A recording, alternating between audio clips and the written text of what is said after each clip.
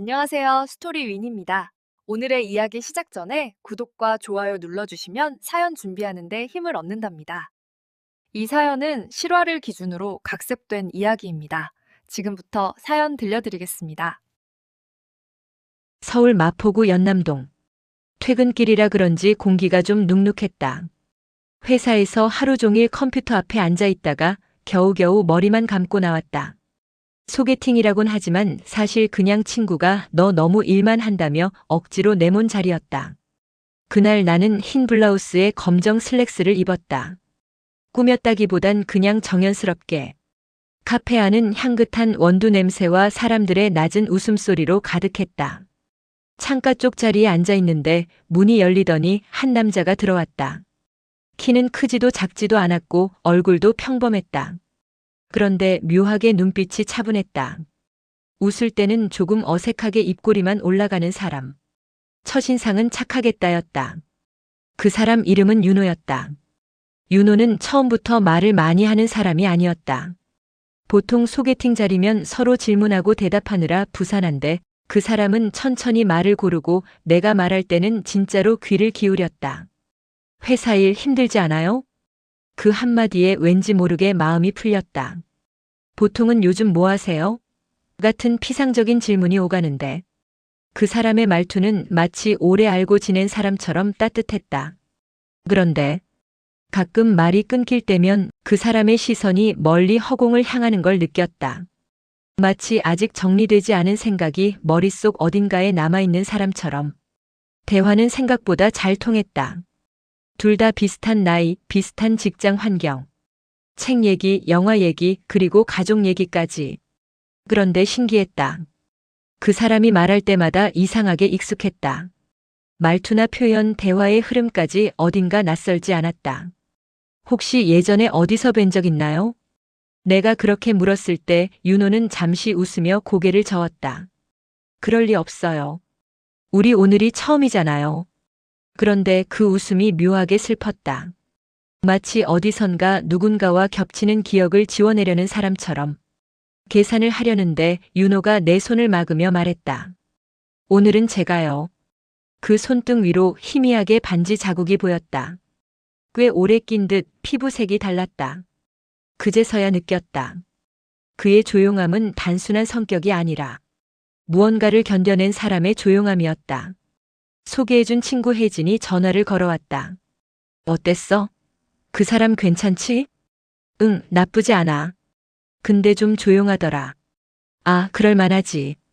예전에 결혼할 뻔했거든. 뭐? 식장까지 다 잡았었대. 근데 신부 쪽에서 일이 좀 있었나 봐. 그 말에 한동안 아무 소리도 못했다. 그냥 통화가 끝나고 멍하니 창밖을 봤다. 신호등 불빛이 붉게 번지는 연남동 거리 위로. 내 마음에도 작은 파문이 일었다. 퇴근길 갑자기 내리기 시작한 비. 우산도 없이 뛰어가는데 문득 그날 윤호의 손등이 떠올랐다. 그 자국. 단순히 이전의 사랑이 아니라 아직 완전히 사라지지 않은 흔적 같았다. 집 앞 골목에 도착했을 땐 운동화가 다 젖어 있었다. 비 냄새와 아스팔트 냄새가 뒤섞여 묘하게 가슴이 먹먹했다. 결혼할 뻔한 사람, 그런 사람을 나는 지금 만나려는 걸까? 불 꺼진 방 안. 휴대폰 불빛만 희미하게 비쳤다. 윤호의 번호가 저장된 채 나는 한참을 메시지를 쓰다 지웠다. 오늘 반가웠어요. 집 잘 들어가셨어요? 그냥 평범한 인사인데 이상하게 손가락이 멈췄다. 그 사람의 지난 이야기 속으로. 내가 걸어 들어가도 되는 걸까? 그 밤 새벽이 다 되도록 잠을 이루지 못했다. 윤호를 다시 만난 건 첫 만남 이후 딱 일주일 뒤였다. 퇴근하고 여의도역에서 9호선 갈아타려는데 갑자기 휴대폰이 울렸다. 정연 씨, 혹시 오늘 저녁 시간 괜찮아요? 그 목소리를 듣는 순간 나도 모르게 발걸음을 멈췄다. 사무실 형광등 아래 하루 종일 말라있던 감정이 그 한마디에 다시 촉촉해지는 느낌이었다. 오늘이요? 뭐 약속은 없는데요. 혹시 여의도 근처세요? 제가 근처에 있어서요. 커피 한 잔 할래요? 원래 이런 제안 받으면 한 번은 튕기는 편인데 그날은 이상하게 그래요라는 말이 바로 나왔다. 우리는 IFC몰 안작은 이탈리안 식당에서 다시 마주 앉았다. 평일 저녁이라 그런지 정장이 섞인 손님들로 시끌시끌했는데 윤호 얼굴만 또렷하게 보였다. 오늘은 제가 먼저 불렀네요. 그가 민망한 듯 웃으며 말을 꺼냈다. 테이블 위 조명이 둥글게 비치는 그의 손등 위엔 여전히 희미한 반지 자국이 남아 있었다. 샐러드가 나오고 파스타가 나왔다. 우리는 날씨 얘기, 회사 얘기 같은 가벼운 이야기로 시작했다. 그러다 어느 순간 윤호가 포크를 내려놓더니 잠깐 숨을 고르는 것 같았다. 정연 씨. 네. 저 지난번에 말 못했던 게 있어서요. 그 순간 식당 안소음이 멀어지는 것 같았다. 주방에서 프라이팬 부딪히는 소리, 옆 테이블 웃음소리가 배경으로 뒤로 물러나고 우리 테이블 위에만 조명이 더 환해진 느낌. 저 결혼을 준비한 적이 있어요. 윤호가 아주 천천히 입을 열었다. 식장 계약도 했고 청첩장도 돌렸고요. 근데 일주일 전에 파혼을 했습니다. 그 말이 귀에 들어오는 순간 마치 누가 내 가슴에 얼음물을 붓는 것 같았다. 아, 그렇군요. 내가 겨우 그렇게 말하자 윤호가 고개를 숙였다. 말씀 안 드리면 나중에 더 크게 실례가 될 것 같아서요. 정연 씨한테는 숨기고 싶진 않았어요. 그의 목소리는 떨리지 않았지만 손가락이 포크를 꽉 쥐고 있는 게 보였다. 솔직히 말하면 그 순간 머릿속이 복잡해졌다. 일주일 전 파혼이라는 단어가 자꾸만 머릿속에서 맴돌았다. 힘드셨겠네요. 형식적인 위로 같아서 말이 입에서 나가자마자 후회됐다. 근데 윤호는 고개를 끄덕였다. 네. 많이 힘들었죠. 당시에 저는 그냥 제 인생이 통째로 없어지는 줄 알았거든요. 그가 조용히 웃었다. 웃음인데 눈가에는 피로가 묻어 있었다. 괜찮으세요, 지금은? 내가 조심스럽게 묻자 윤호가 한참 동안 물잔만 만지다가 말했다. 그래도 사람은 다시 사라지더라고요. 시간이 지나니까 밥도 다시 먹히고 웃음도 나오고. 근데 그 얘기를 꺼낼 때마다 상대가 어떻게 볼지 그게 아직은 두려워요. 숨겨둔 상처를 꺼내 보여주는 사람 앞에서 내가 할 수 있는 말은 많지 않았다. 그래도 말해줘서 고마워요. 모르고 있다가 나중에 알게 되는 것보다 이게 훨씬 나은 것 같아요. 그 말을 하면서도 내 안 어딘가에서는 작은 경고등이 켜지고 있었다. 이 사람에게 가까이 가면 나도 그 상처의 일부를 떠안게 되는 걸까? 식당을 나왔을 때 여의도 밤 공기가 생각보다 차가웠다. 윤호는 계산을 끝낸 뒤 출구 앞에서 어색하게 서 있었다. 오늘 이야기 불편했을 수도 있는데. 그가 조심스럽게 말을 꺼냈다. 정연 씨가 좋은 사람 같아서 괜한 부담 드린 건 아닌지 모르겠어요. 나는 거의 반사적으로 손사래를 쳤다. 아니에요. 과거가 없는 사람이 어디 있어요. 그냥 그런 일이 있었구나 정도로 들었어요. 사실은 그보다 훨씬 더 많은 생각을 하고 있었으면서 입 밖으로는 이렇게 가볍게 말해버렸다. 윤호는 조금 안도한 표정을 지었다. 다행이네요. 그래도 혹시라도 마음에 걸리면 솔직하게 말해주세요. 그 말이 이상하게 오래 남았다. 보통은 상대가 부담스러워할까봐 본인의 사정을 최대한 가볍게 말하려고 하는데 윤호는 반대로 내가 부담스러워할 수 있다는 걸 인정하면서도 그걸 같이 감당해 보겠다고 말하고 있었다. 택시를 잡으러 횡단보도 앞에 섰을 때 밤바람이 코트 사이로 스며들었다. 나는 그때 아주 조심스럽게 마음속에 메모 하나를 남겼다. 이 사람 최소한 거짓말은 안 하겠다. 다음 날 점심시간. 회사 탕비실에서 도시락을 데우면서 어제 있었던 일을 슬쩍 꺼냈다. 같은 팀 동료 지연 언니가 눈을 반짝였다. 야, 그래서 어제 그 남자 어땠어? 괜찮았어. 근데 파혼한 적 있대. 내가 조심스럽게 말하자 지연 언니 표정이 순식간에 바뀌었다. 파혼? 응. 식장 잡아놓고 일주일 전에. 헐, 그거 거의 결혼한 거 아니야? 그 말에 내가 조금 움찔했다. 어제 윤호가 했던 말이 떠올랐다. 법적으로는 미혼이라고 했던 그 목소리. 뭐 혼인신고는 안 했다는데. 그래도 주변 사람들 입장에선 이혼이나 다를 게 없지. 야, 나 같으면 좀 고민될 것 같은데. 전자레인지가 딩 소리를 냈다. 뜨거운 김이 올라오는 도시락을 꺼내면서도 언니 말이 머릿속에서 떠나질 않았다. 근데 그게 그 사람 잘못은 아니잖아. 내가 애매하게 변명하듯 말하자 지연 언니가 어깨를 으쓱했다. 잘못이 누구한테 있냐가 중요한 게 아니라 그 뒤에 따라오는 현실이 문제지. 너 결혼하면 친척들 모여서 저 남자 파혼남이야 이러는 거 상상해봐. 언니 말이 너무 현실적이라 반박하기가 더 어려웠다.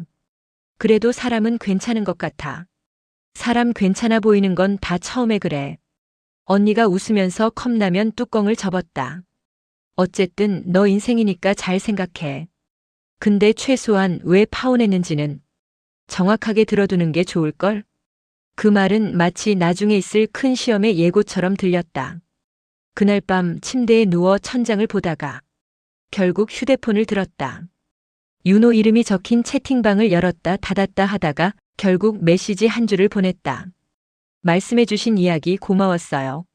많이 고민되셨을 것 같아요. 답장은 생각보다 빨리 왔다. 들어줘서 제가 더 고맙죠.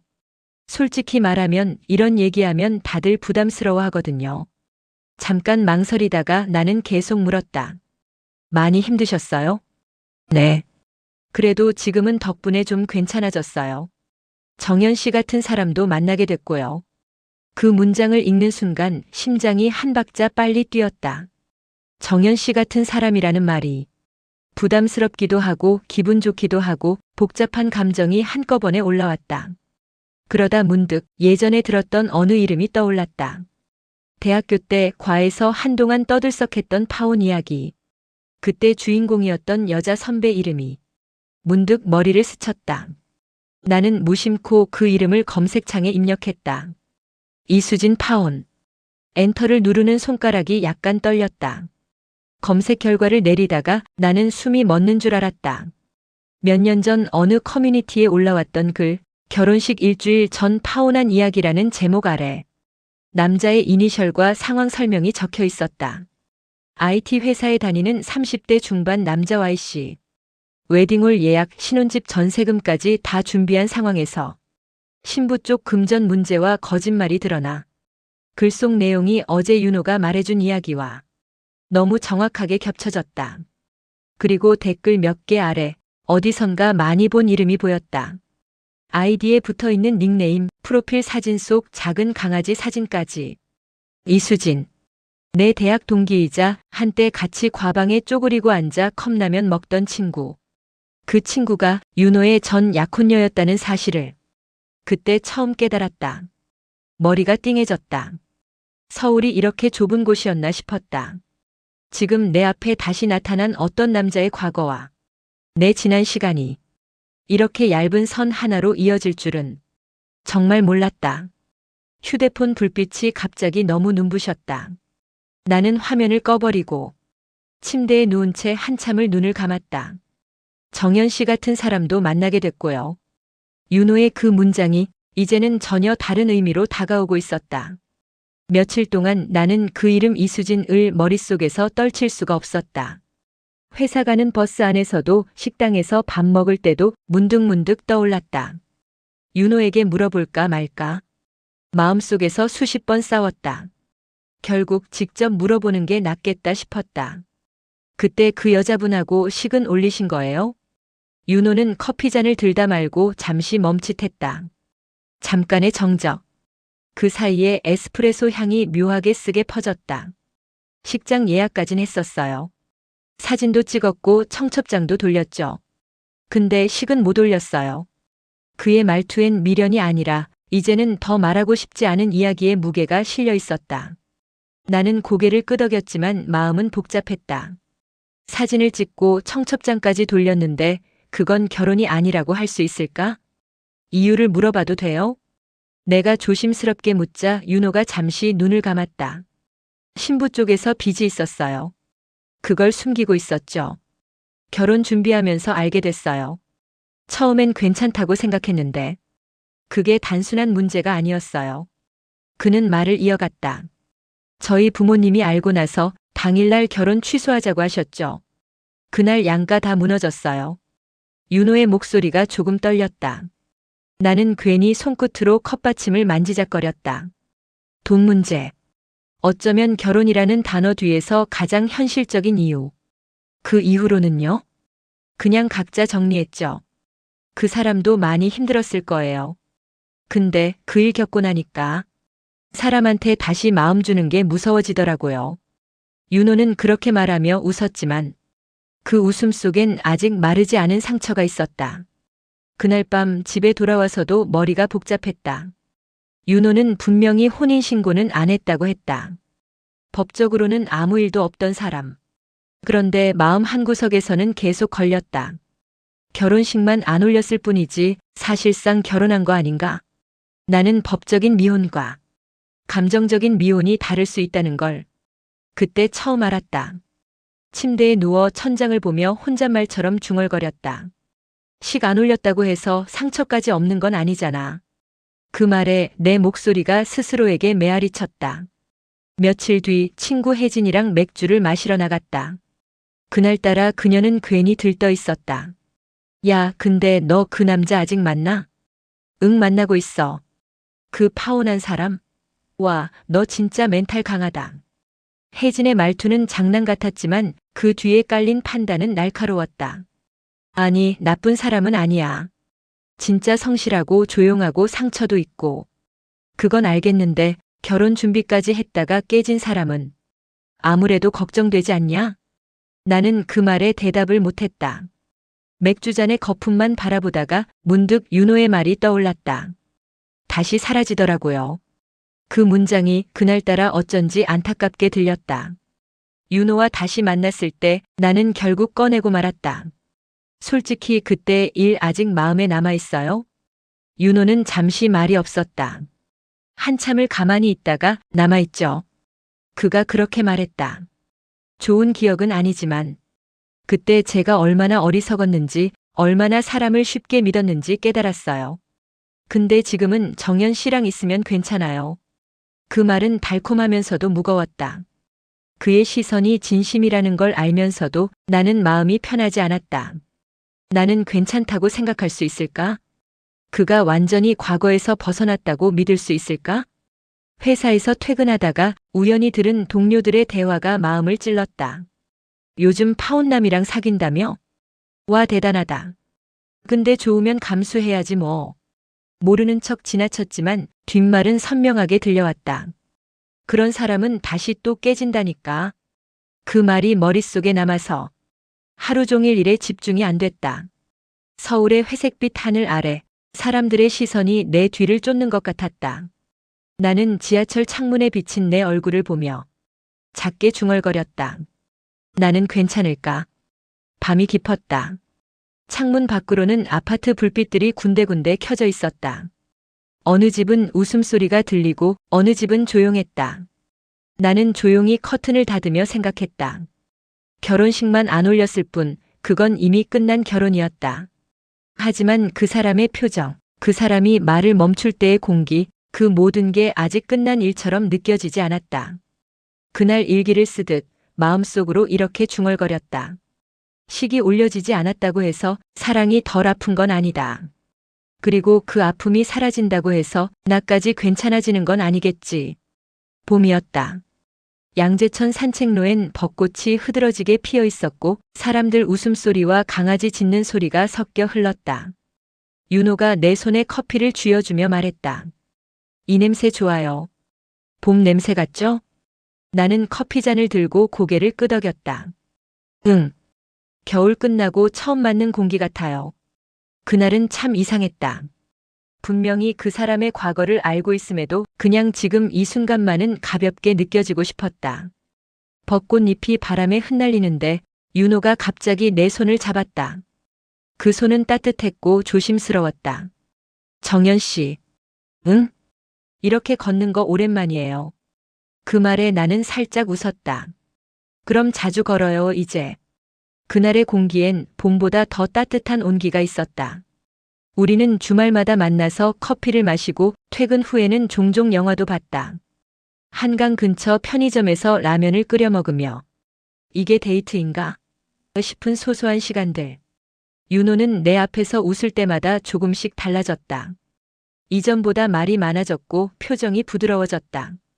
정연 씨는 웃을 때 눈이 반달처럼 되네요. 그건 칭찬이에요? 그럼요. 그런 사람 옆에 있으면 나도 웃게 되죠. 그 말에 나는 잠깐 멈췄다. 그가 웃고 있었지만 그 말 안에는 여전히 지난 시간의 그림자가 있었다. 그래서 나는 그저 그의 손을 가만히 잡았다. 그의 차로 가평에 갔던 날. 맑은 하늘 아래 펜션 마당에서 바비큐를 굽고 맥주캔을 나란히 들고 앉았다. 사진 찍을까요? 내가 물었지만 윤호는 고개를 저었다. 사진은 아직 좀 그래요. 왜요? 사진이라는 게 기록이잖아요. 남게 되는 것도 있고. 조심스러워지더라고요. 그 말에 나는 아무 말도 못했다.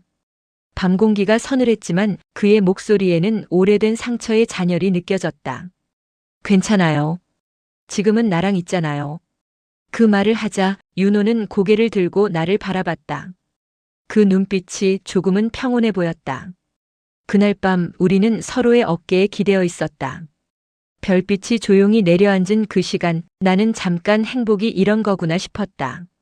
며칠 뒤 친구 혜진을 만났다. 그녀는 내 얼굴을 보자마자 말했다. 야, 요즘 얼굴 좋아졌다. 사랑하는구나? 응, 뭐 그런가 봐. 근데 그 남자 파혼남이지? 그 말에 내 손이 멈췄다. 그걸 왜 또? 아니, 그냥. 널 걱정해서 그러는 거야. 너 진짜 괜찮겠어? 나는 억지로 웃었다. 이제 그 일은 다 지난 일이야. 그건 너 생각이지. 그 사람한텐 아직 안 지난 일일 수도 있어. 그날 밤 집으로 돌아오는 길에 그 말이 계속 맴돌았다. 그 사람한텐 아직 안 지난 일일 수도 있다. 그제서야 깨달았다. 나는 윤호의 과거를 용서한 게 아니라 그저 외면하고 있었다는 걸.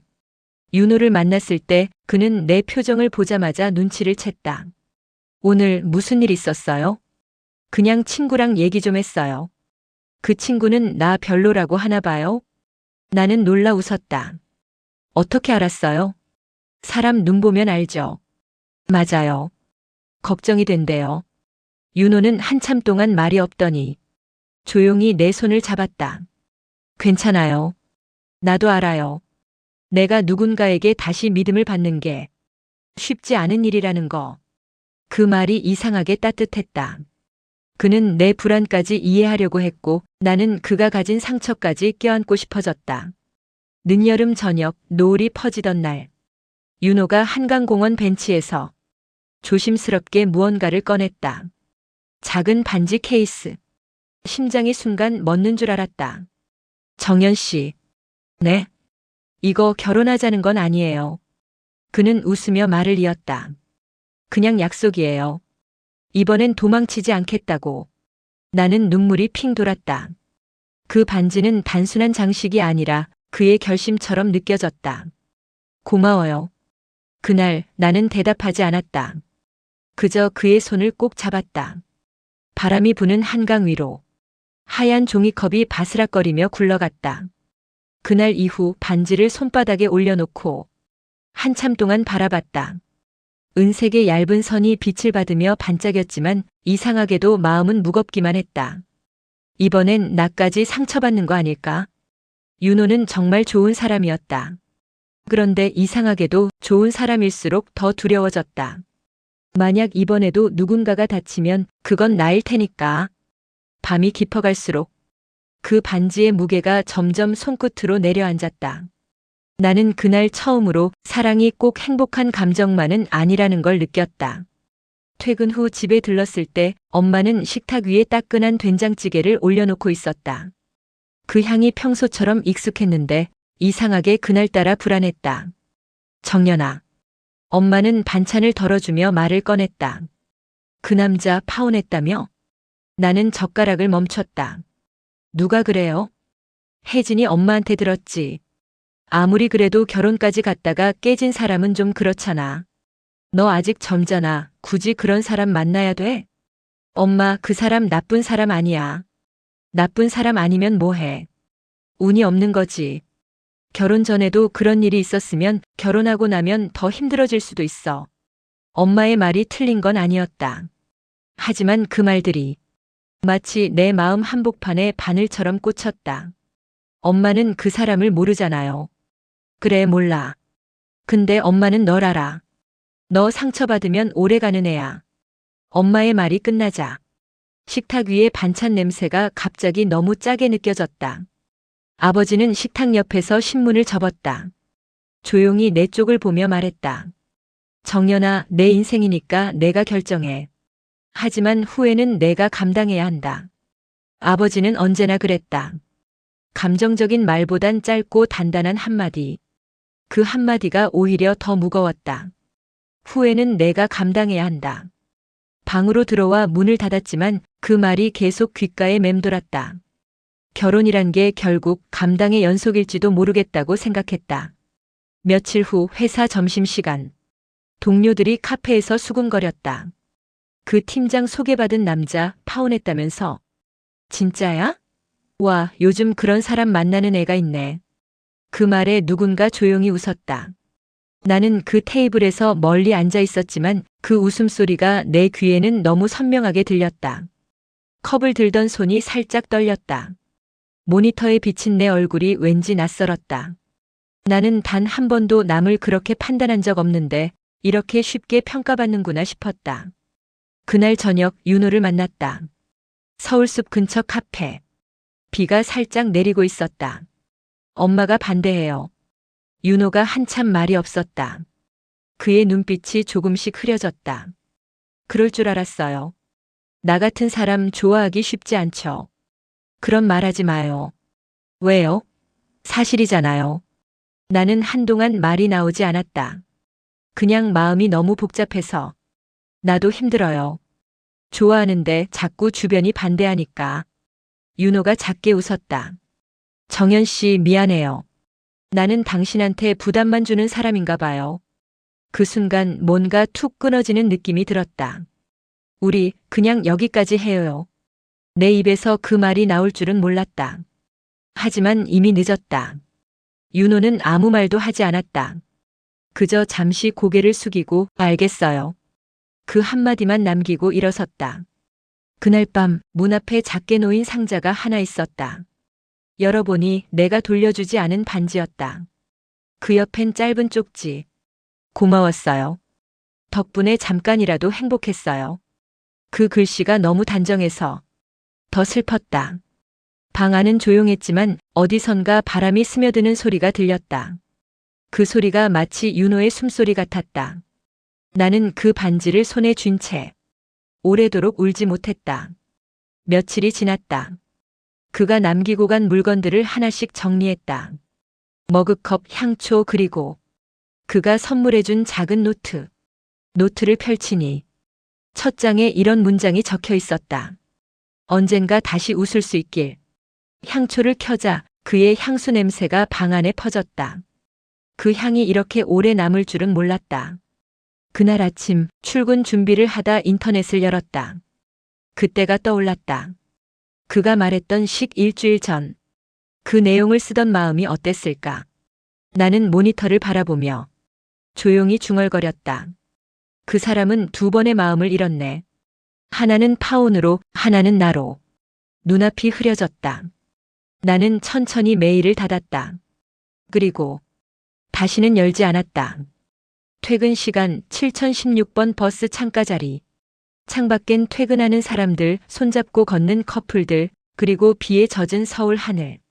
버스 창문에 비친 내 얼굴은 어딘가 낯설고 지쳐 보였다. 나도 저럴 줄 알았는데. 윤호와의 일들이 머릿속을 스쳐갔다. 한강에서 웃던 얼굴, 커피잔 건네던 손, 그리고 마지막에 남긴 쪽지 한 장. 버스가 급정거할 때마다 내 마음도 흔들렸다. 사랑이 이렇게도 흔들리기 쉬운 거였나? 버스 안에는 봄비 냄새가 은근히 스며 있었다. 그 냄새 속에서 나는 이제 정말 혼자라는 걸 실감했다. 그날 저녁 혜진이 전화를 걸어왔다. 야, 잘 지내? 요즘 연락이 없어서. 응, 그럭저럭. 혜진은 조심스럽게 물었다. 그 사람 완전히 끝났어? 응. 잠시 정적. 그녀의 한숨이 들렸다. 잘했어. 결혼은 타이밍이야.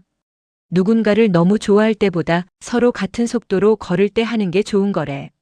나는 너무 빨랐던 것 같아. 아니야. 너는 그냥 진심이었던 거야. 그 사람이 아직 과거에 묶여 있었던 거고. 그 말에 나는 조용히 웃었다. 나 진심이었던 거 그것만으로도 괜찮을까? 그게 제일 중요하지. 전화가 끊기고 방 안이 다시 조용해졌다. 나는 침대 위에 누워 천장을 바라봤다.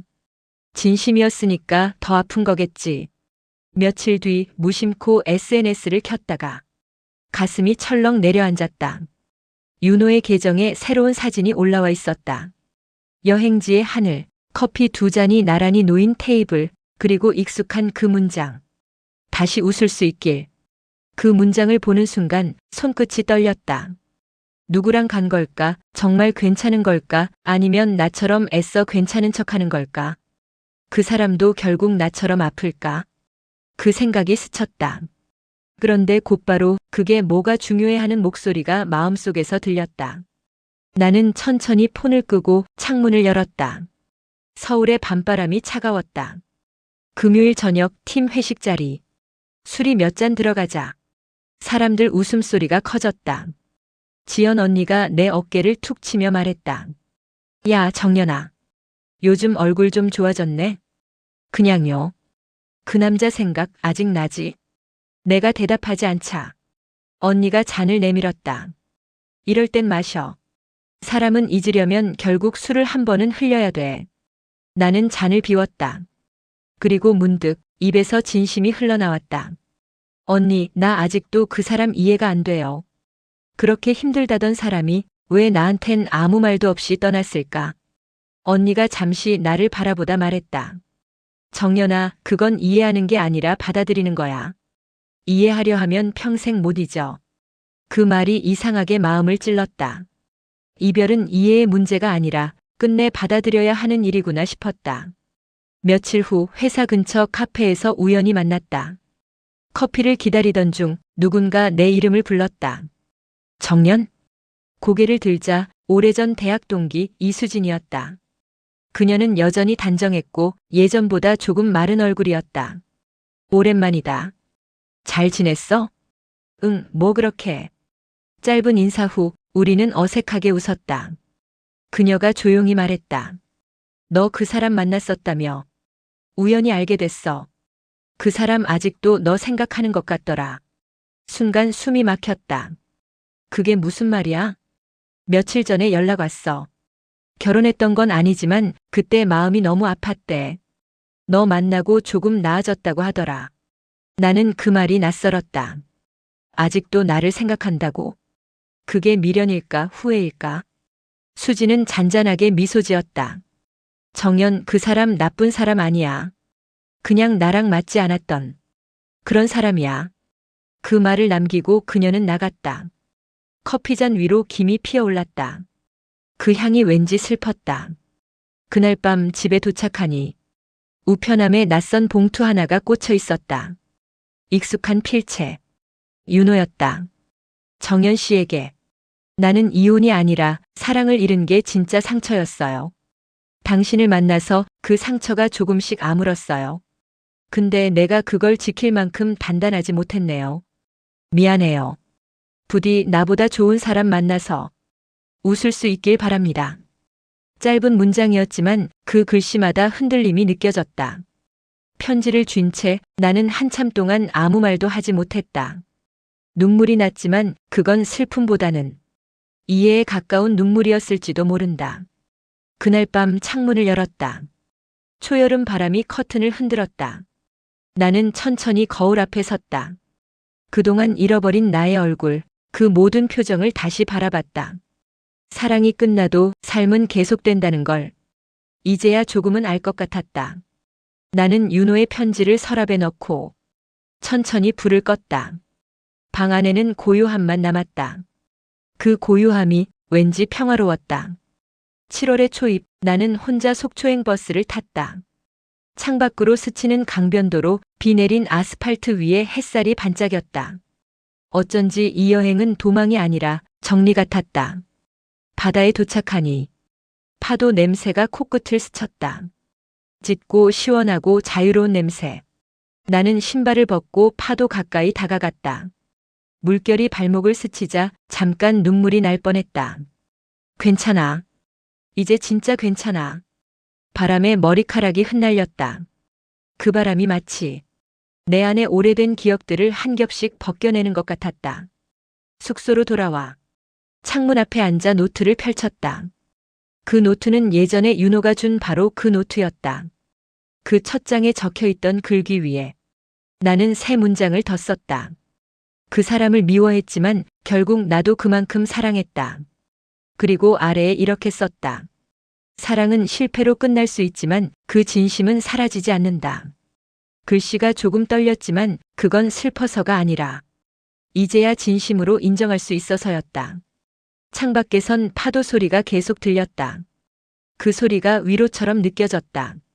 서울로 돌아온 지 사흘째 되는 날, 퇴근길에 지하철 안에서 문자 한 통이 도착했다. 행복하길 바란다. 윤호. 짧은 문장이었지만 그 속엔 모든 말이 담겨 있었다. 사과, 고마움, 작별, 그리고 축복. 나는 폰을 오래 바라보다가 천천히 화면을 껐다. 답장은 하지 않았다. 굳이 그럴 필요도 없었다. 우린 이미 충분히 이야기했으니까. 집으로 돌아와 창문을 열었다. 밤 공기가 살짝 서늘했다. 도시의 불빛이 멀리서 반짝였다. 나는 휴대폰을 탁자 위에 올려두고 잠시 눈을 감았다. 윤호의 마지막 메시지가 가슴속 어딘가에서 천천히 가라앉았다. 이제는 슬픔이 아니라 감사에 가까운 감정으로 변해 있었다. 그래, 행복하자. 그 사람도 나도. 그렇게 중얼거리며 나는 천천히 웃었다. 며칠 뒤 회사 근처 작은 카페에서 혼자 책을 읽고 있었다. 잔잔한 피아노 음악이 흐르고 창밖에는 가을 햇살이 부드럽게 쏟아졌다. 그때 누군가 다가와 조심스럽게 물었다. 저기요, 혹시 여기 자리 있나요? 고개를 들자 검은 셔츠 차림의 남자가 미소 지었다. 어딘가 낯설지만 편안한 얼굴. 앉으세요. 그는 고맙다는 인사를 하고 자리에 앉았다. 이름도 나이도 직업도 모르지만 그 순간 이상하게 마음이 편안했다. 나는 커피잔을 들며 속으로 중얼거렸다. 이번엔 천천히. 정말 천천히. 며칠 후 주말. 창가에 앉아 커피를 마시며 햇살이 벽에 부서지는 걸 보고 있었다. 어쩌면 인생은 이런 평범한 순간들 속에서 다시 시작되는지도 모르겠다. 라디오에서 흘러나오는 음악이 묘하게 마음에 닿았다. 다 괜찮아질 거야. 정말 그럴 것 같았다. 이제는 그 말을 믿을 수 있었다. 밤이 되었다. 창문을 열자 서늘한 바람이 커튼을 스쳤다. 나는 작은 일기장에 오늘의 마지막 문장을 썼다. 결혼은 못했지만 사랑은 배웠다. 그리고 이제야 진짜 나로 살기 시작했다. 펜을 내려놓고 불을 끄고 조용히 눈을 감았다. 창밖에서는 가을밤의 바람이 부드럽게 지나갔다. 그 바람 속에서 나는 처음으로 온전히 나 자신이었다. 오늘의 사연이 좋으셨다면 구독과 좋아요 눌러주시고 다음 영상에서 또 봐요.